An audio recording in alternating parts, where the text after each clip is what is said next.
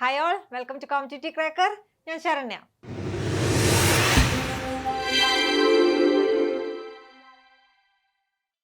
അപ്പോൾ ഇന്നത്തെ video കേട്ടറ്റ് category 3 psychology എന്നൊരു വിഷയത്തെ സംബന്ധിച്ചാണ്. നിങ്ങൾക്കറിയാം, നിങ്ങളുടെ സബ്ജക്റ്റിന് ഒപ്പം തന്നെ പ്രാധാന്യമുള്ളൊരു വിഷയമാണ് ഇത് സൈക്കോളജി എന്ന് പറയുന്നത്, അല്ലേ? അതായത് K3ക്ക് സൈക്കോളജി എത്ര മാർക്കിന് വരുന്നുണ്ട്? 40 മാർക്കിന് സൈക്കോളജി വരുന്നുണ്ട്. നിങ്ങൾ കുറച്ചുകൂടി K1നേക്കാളും K2നേക്കാളും കുറച്ചും കൂടി ഈസി ആയിട്ട് നിങ്ങൾക്ക് മാർക്ക് സ്കോർ ചെയ്യാൻ പറ്റുന്ന സൈക്കോളജിയാണ് ഇത് K3 എന്ന് പറയുന്നത്. കാരണം നിങ്ങൾ B.Ed കഴിഞ്ഞവരാണ് എന്തെഴുതുന്നത്, ഈ കേട്ടറ്റ് കാറ്റഗറി 3 എഴുതുന്നത്, അല്ലേ? അപ്പോൾ അവർക്ക് നമ്മൾ ഇംഗ്ലീഷിലാണ് B.Ed പഠിക്കുന്നത്, സൈക്കോളജി പഠിക്കുന്നത് ഇംഗ്ലീഷിലാണ്. അത് കഴിഞ്ഞ് നമ്മൾ കേട്ടറ്റ് വരുന്ന സമയത്ത് കേട്ടറ്റ് 1ഉം 2 എഴുതുന്നവരെ ബുദ്ധിമുട്ടറിയാം. നമ്മൾ ഇംഗ്ലീഷിൽ പഠിച്ച കാര്യം എന്ത് ചെയ്യണം? മലയാളത്തിൽ അപ്ലൈ ചെയ്യണം, അല്ലേ? പക്ഷേ കാറ്റഗറി 3 ആണെങ്കിൽ നമുക്ക് എന്തിൽ എഴുതിയാൽ മതി? ഇംഗ്ലീഷിൽ തന്നെയാണ് എന്ത് വരുന്നത്, ക്വസ്റ്റ്യൻ വരുന്നത്. നമുക്ക് ഒന്നും കൂടെ ഈസി ആയിട്ട് നമുക്ക് എന്ത് ചെയ്യാൻ പറ്റും? സൈക്കോളജി നമുക്ക് പിക്കപ്പ് ചെയ്തെടുക്കാൻ പറ്റും. പക്ഷേ എന്നിട്ടും കേട്ടറ്റ് കാറ്റഗറി 3ക്ക് എന്ത് ചെയ്യുന്നു? സൈക്കോളജിക്ക് മാർക്ക് കുറയുന്നു, അല്ലെങ്കിൽ അതിന് വിജയ ശതമാനം കുറയുന്നു. എന്തായിരിക്കും അതിന് കാരണം? നിങ്ങൾക്ക് സൈക്കോളജി കുറേ നിങ്ങൾ തിയറി പഠിക്കുന്നുണ്ട്, കുറേ ക്ലാസ്സുകൾ കേൾക്കുന്നുണ്ട്. അത് കഴിഞ്ഞിട്ട് ക്വസ്റ്റ്യൻസ് വരുന്ന സമയത്ത് എന്ത് ചെയ്യുന്നു? കൺഫ്യൂഷൻ ആവുന്നു, അല്ലേ? അതല്ലേ ഏറ്റവും വലിയ പ്രശ്നം? സൈക്കോളജി പഠിക്കുന്ന സമയത്ത് നിങ്ങൾ നേരിടുന്ന ഏറ്റവും വലിയ പ്രശ്നം അത് തന്നെയാണ്.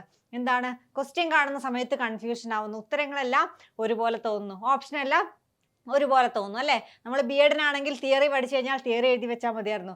പക്ഷേ ഇതിന് എന്ത് പോരാ? അത് പോരാ. നമ്മൾ സ്പെസിഫിക് ആയിട്ടുള്ള ആൻസർ നമ്മൾ അവിടെ കൊടുക്കണം. അതുകൊണ്ട് തന്നെയായിരിക്കും എന്ത് ചെയ്യുന്നത്? വിജയ ശതമാനം കുറയുന്നത്. നിങ്ങൾക്ക് മാർക്ക് ഡിസ്ട്രിബ്യൂഷൻ നോക്കാം. സൈക്കോളജി തന്നെ 3 പാർട്ടിലായിട്ടാണ് വരുന്നത്. നിങ്ങൾക്കറിയാം, കേട്ടറ്റ് കാറ്റഗറി 3 എല്ലാ എക്സാമിനെ പോലെ തന്നെ ഇതിനും എത്ര മാർക്കിനാണ്? 150 മാർക്കിനാണ് എക്സാം ഉണ്ടാവുന്നത്. നെഗറ്റീവ് മാർക്കില്ല. 1 മാർക്ക് നമുക്ക് ഓരോ ക്വസ്റ്റ്യനും കിട്ടും. ഇതൊക്കെ നിങ്ങൾക്ക് അറിയാവുന്ന കാര്യമാണ്.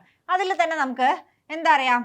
40 മാർക്കിന് നമുക്ക് എന്തുണ്ട്? സൈക്കോളജി ഉണ്ട്, അല്ലേ? എത്ര മാർക്കിനാണ്? 40 മാർക്കിനാണ് സൈക്കോളജി ഉള്ളത്. പിന്നെ 80 മാർക്കിന് നിങ്ങളുടെ സബ്ജക്റ്റ്, അല്ലേ? 50 നിങ്ങളുടെ സബ്ജക്റ്റും 30 മാർക്ക് സബ്ജക്റ്റിന്റെ പെഡഗോഗി പാർട്ടും വരുന്നുണ്ട്. പിന്നെ വരുന്നത് ഇപ്പൊ എത്ര മാർക്കായി? 40ഉം 80ഉം 120 മാർക്കായി, അല്ലേ?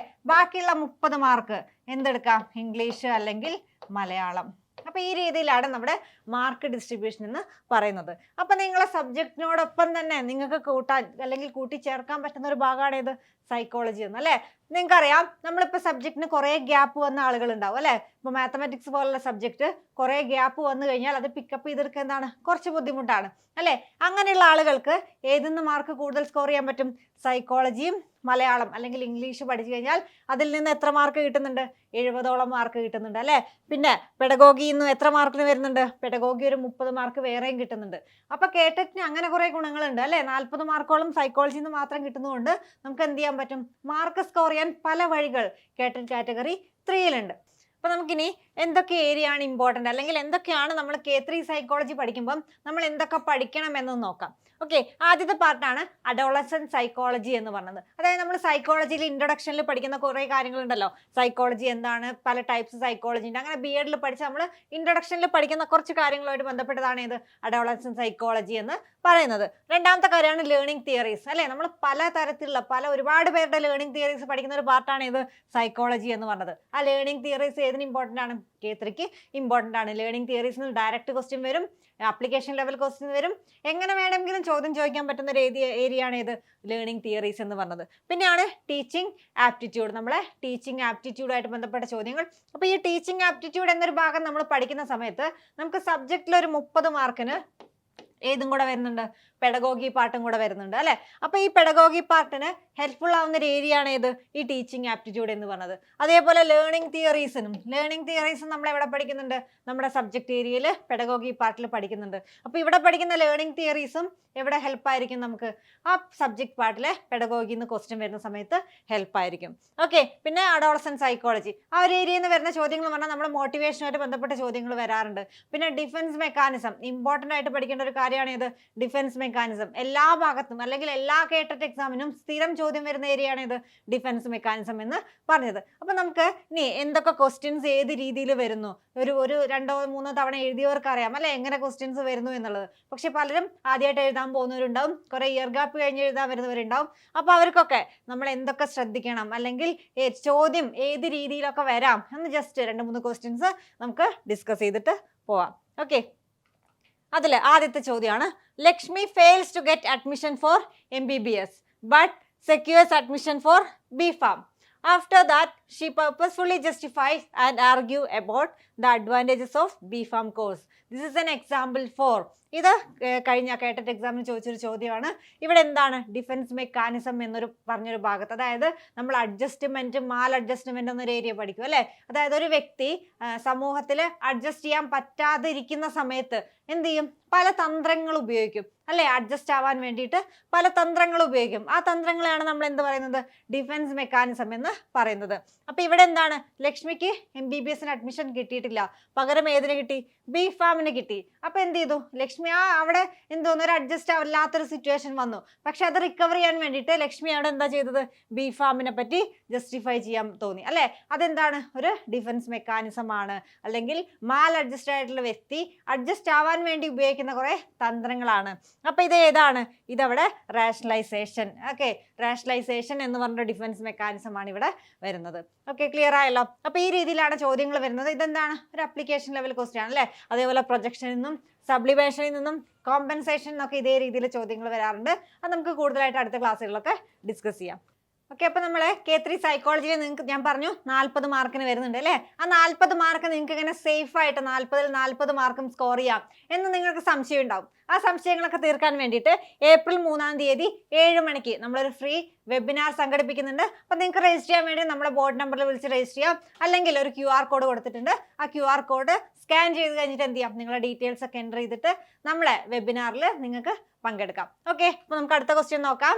According to Freud, the structure of psyche are ego, id, super ego.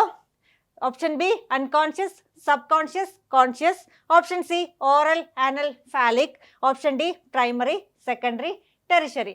നിങ്ങൾ പഠിച്ചിട്ടുണ്ടാവും അല്ലേ, ആരുടെ, നമ്മുടെ ഫ്രോയിഡിന്റെ തിയറി നിങ്ങൾ പഠിച്ചിട്ടുണ്ടാവും. പേഴ്സണാലിറ്റി ആയിട്ട് ബന്ധപ്പെട്ട തിയറീസ് ആണ് ആരുടെ ഉള്ളത്, ഫ്രോയിഡിന്റെ ഉള്ളത് അല്ലേ. അപ്പൊ തിയറിയിൽ ഫ്രോയിഡ് പറയുന്നുണ്ട് നമ്മുടെ സൈക്കിയുടെ സ്ട്രക്ചർ, അല്ലെങ്കിൽ നമ്മുടെ മൈൻഡിന്റെ സ്ട്രക്ചർ എന്ന് പറഞ്ഞാൽ 3 രീതിയിലാണ്. ഏതൊക്കെയാണത്, ഈഗോ, ഇത്, സൂപ്പർ ഈഗോ എന്ന് പറഞ്ഞത്. ഓപ്ഷൻ എ ആണ് ഇവിടെ കറക്റ്റ് ആൻസർ വരുന്നത്. അപ്പൊ നിങ്ങൾക്ക് എന്ത് വരും, സംശയം വരും അല്ലെ. കോൺഷ്യസ്, സബ് കോൺഷ്യസ്, അൺകോൺഷ്യസ്, അതും എന്താണ്, അതും ആരുടെ കൺസെപ്റ്റ് തന്നെയാണ്, ഫ്രോയിഡിന്റെ കൺസെപ്റ്റ് തന്നെയാണ്. അപ്പൊ ഈ ലേണിംഗ് തിയറീസ് ഒക്കെ നമുക്ക് ഡീറ്റെയിൽ ആയിട്ട് നമ്മുടെ ക്ലാസ്സുകളിൽ ചർച്ച ചെയ്യാം. അപ്പൊ സ്ട്രക്ചർ ഓഫ് സൈക്കി എന്തൊക്കെയാണ്, ഈഗോ, ഇത്, സൂപ്പർ ഈഗോ ആണ്. ക്ലിയർ ആയല്ലോ. അപ്പൊ ഇവിടെ കൺഫ്യൂഷൻ വരാൻ വേണ്ടിയിട്ടാണ് എന്ത് ചെയ്തത്, അൺകോൺഷ്യസ്, സബ് കോൺഷ്യസ്, കോൺഷ്യസും കൊടുത്തിരിക്കുന്നത് അല്ലെ. അതേപോലെ ഓറൽ ആൻഡ് ഫാലിക്കും കൊടുത്തിട്ടുണ്ട്. ഇതൊക്കെ ആരുമായിട്ട് ബന്ധപ്പെട്ട കൺസെപ്റ്റ് തന്നെയാണ്, നമ്മുടെ ഫ്രോയിഡുമായിട്ട് ബന്ധപ്പെട്ട കൺസെപ്റ്റ് തന്നെയാണ്. അപ്പൊ അത് ഡീറ്റെയിൽ ആയിട്ട് പഠിച്ചാൽ മാത്രമേ അതിന്റെ വ്യത്യാസം എന്താണ്, എന്തൊക്കെയാണ് അതിന്റെ പ്രത്യേകത എന്ന് നമുക്ക് മനസ്സിലാക്കാൻ പറ്റുള്ളൂ. അപ്പൊ നമുക്കത് ഡീറ്റെയിൽ ആയിട്ട് നമ്മുടെ ക്ലാസ്സുകളിൽ ഡിസ്കസ് ചെയ്യാം. ഓക്കെ, അടുത്ത question.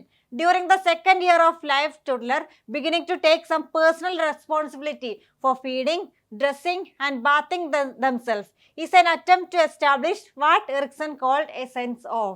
Option A autonomy, option B generativity, option C industry, option B superiority.